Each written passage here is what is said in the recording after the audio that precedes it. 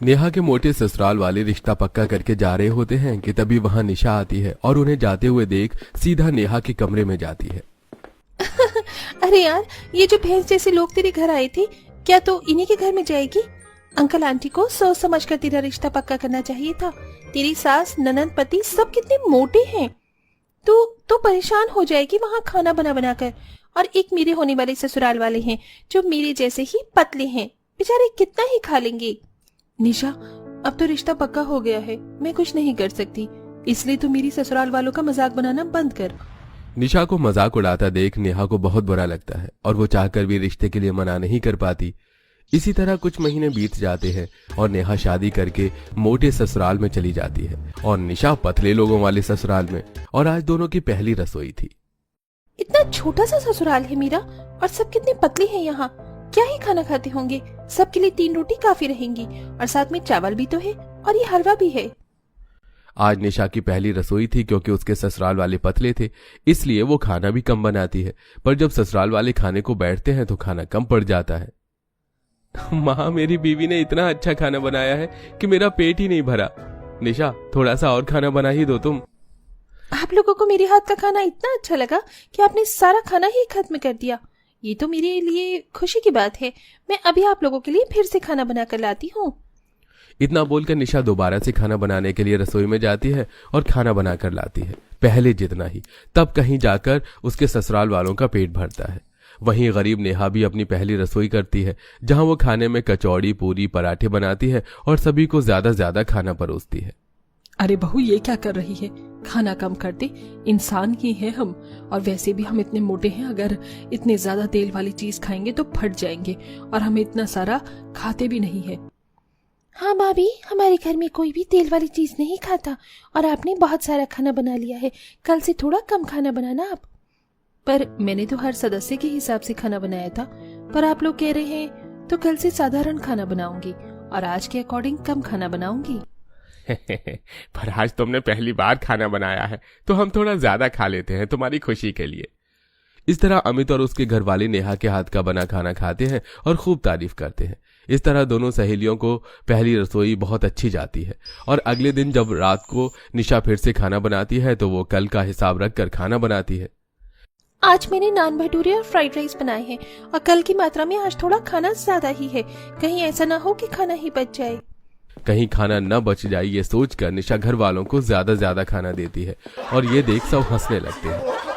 भाभी, खाना देने में आप इतनी कंजूसी क्यों करती हो? भला 2 पराठे और 1 नान और इतने से चावल से हमारा क्या होगा?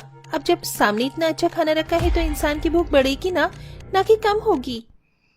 माफ करना, मुझे लगा कहीं खाना ज्यादा ना हो जाए, इसलिए इतना ही दिया। वैसे और खाना रखा है, आप लोग खाना शुरू कीजिए। निशा के कहने पर उसके ससुराल वाले खाना शुरू करते हैं और उसकी नजरों के सामने ही कुछ ही देर में सारा खाना चट कर जाते हैं। फिर निशा उन्हें और खाना देती है और वो लोग खाते जाते हैं। उनके खाने के 2 राउंड और होते हैं और देखते ही देखते वो लोग सारा खाना खा जाते हैं और निशा के लिए खाना ही नहीं बचता। ये देख निशा हैरान हो जाती है। हे भगवान, ये लोग कितना खाना खाते हैं, आखिर इनका खाना जाता कहाँ है? देखने में तो सूखी लकड़ी है और खाने में हैवान। निशा दूसरे ही दिन अपने ससुराल वालों का खाना देख परेशान हो जाती है। तो वहीं नेहा काफी हैरान होती है क्योंकि आज उसने पहले से भी कम खाना बनाया था और वो खाना भी बच जाता है। बस नेहा, मैं 2 रोटी से ज्यादा नहीं खा पाऊंगा। और भाभी, मैं तो चावल या रोटी में से कुछ एक ही खा सकती हूँ। कल से आप अगर चावल बनाओगे तो रोटी मत बनाना और अगर रोटी बनाओगी तो चावल मत बनाना। मेरी ससुराल वाले बस गुब्बारे की तरह फूले हुए हैं, खाना तो ये लोग बिल्कुल भी नहीं खाते। जहां नेहा खुश थी तो वहीं निशा अपने ससुराल वालों से परेशान। समय यूं ही गुजरता है और निशा के घर वाले उससे बार खाना बनवाते हैं। ऐसे ही एक दिन निशा घर के बड़े बर्तन निकाल कर खाना भरकर बनाती है और वो लोग एक टाइम में ही सारा खाना खत्म कर देते हैं।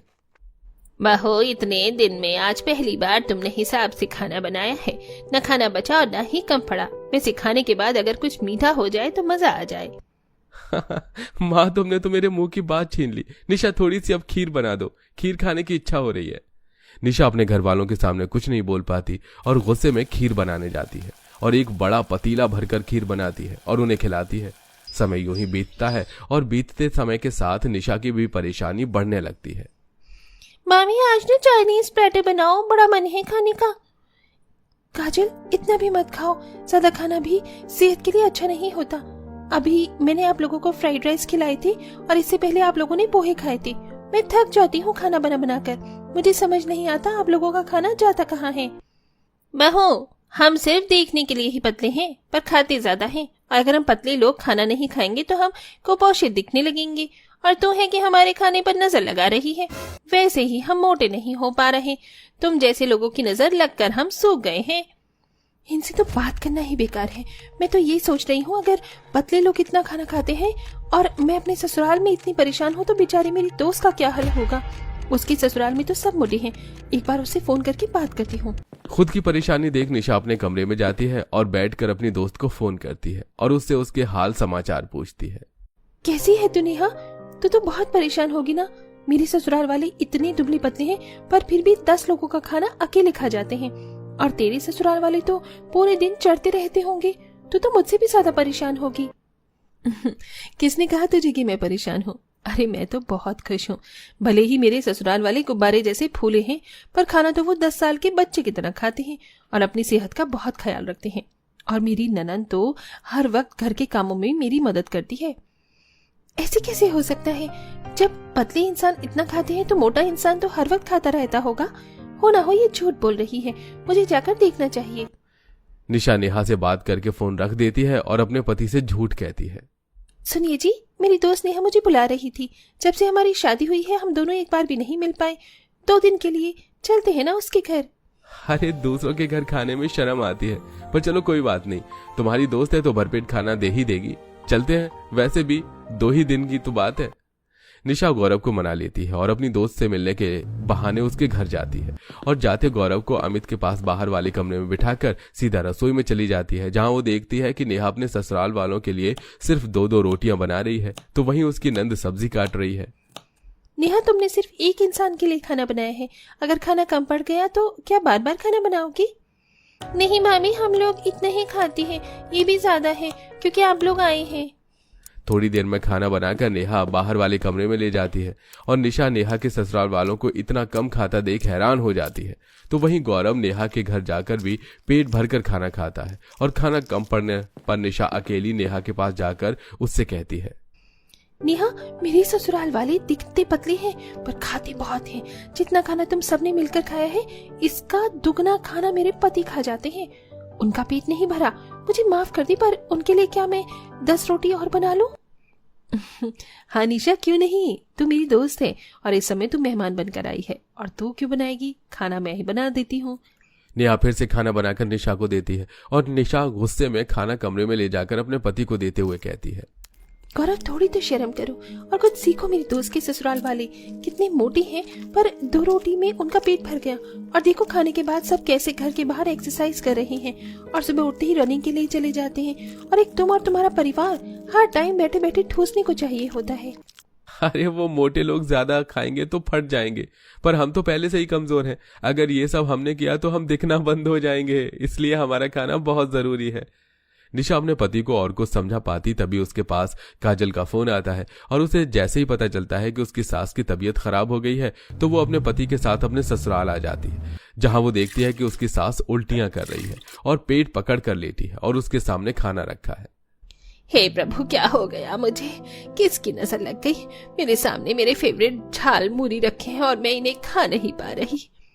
माँ जी, ऐसी हालत में भी आपको खाने की पड़ी है? ज्यादा खाने की वजह से ही आपकी तबीयत खराब हुई है। आप लोग इस बात को समझ क्यों नहीं लेते? कुछ इंसान का शरीर ही ऐसा होता है कि वो कितना ही क्यों ना खा ले कभी मोटे नहीं हो सकते। हो ना हो आप लोगों को कोई सीरियस प्रॉब्लम है। तेरी ही नजर लगी है कलमुही। माँ, डॉक्टर आ गए।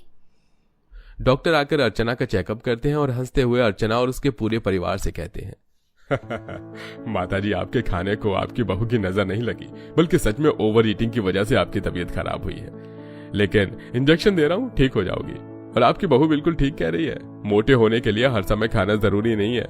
वैसे भी आप सबको जेनेटिक प्रॉब्लम है, आपके घर में हर कोई पतला ही रहा है, इसलिए आप लोग भी पतले ही हैं। और अगर मोटा होना है तो खाना खाओ, पर लिमिट से खाओ। एक डाइट प्लान करो, कुछ योगा एक्सरसाइज करो। अगर ऐसे ही जबरदस्ती खाते रहे तो बहुत जल्द भगवान को प्यारे हो जाओगे। उस दिन डॉक्टर के समझाने पर सबको पूजा की बात समझ आती है और अगले दिन जब सब लोगों के प्लेट भर खाना होता है तो वो लोग अपना खाना खुद कम कर देते हैं। भाभी, मोटे होने के लिए हम ओवर ईटिंग नहीं करेंगे। अब से हम अपनी सेहत का ख्याल रखेंगे।